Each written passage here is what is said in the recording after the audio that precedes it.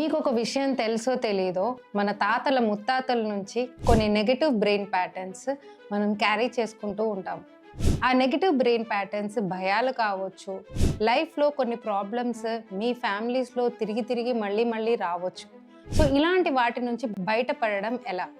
So for example చెప్తున్నాను, ఈ water మీ తాతల ముత్తాతల నుంచి వచ్చిన నెగటివిటీ అనుకోండి. వాళ్ళు తెలుసో తెలియకో మీ అమ్మ నాన్నలకి అవి ఇచ్చేశారు. ఆ నెగటివ్ బ్రెయిన్ ప్యాటర్న్స్ వల్ల వాళ్ళ లైఫ్లో కొన్ని ప్రాబ్లమ్స్ అనుభవించారు. వాళ్ళు తెలుసో తెలియకో మీకు అవి అప్పగించేశారు.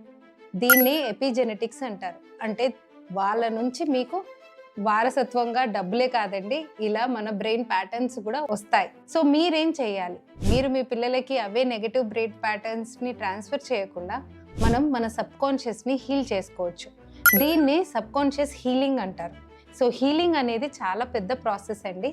కానీ ఈ హీలింగ్ గురించి పూర్తిగా తెలుసుకోవాలంటే మీ నెగటివ్ బ్రెయిన్ ప్యాటర్న్స్ నుంచి ఎలా బయటపడాలి, ఎలా సంతోషంగా ఉండాలి, దాని తర్వాత మన ప్రాబ్లమ్స్ నుంచి ఎలా ప్యాటర్న్స్ని మార్చుకోవచ్చు, ఓకే, మన బ్రెయిన్ మార్చుకుంటే మన లైఫ్ మారేది ఎలా.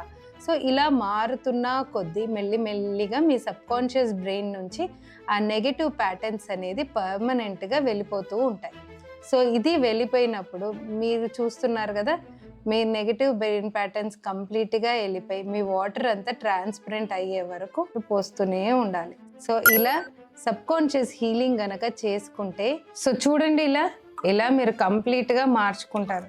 సో మీ నెగటివ్ బ్రెయిన్ ప్యాటర్న్స్ పూర్తిగా మీ సబ్కాన్షియస్ హీలింగ్ వల్ల మార్చుకోవడంతో మీరు మీ పిల్లలకి పాజిటివ్ మైండ్ సెట్, వాళ్ళ లైఫ్లో ఆ నెగటివ్ బ్రెయిన్ ప్యాటర్న్స్ రాకుండా చూసుకోవచ్చు.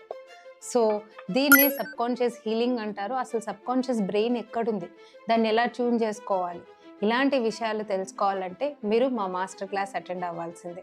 సో క్రింద లింక్ క్లిక్ చేసి వెంటనే రిజిస్టర్ చేసుకోండి.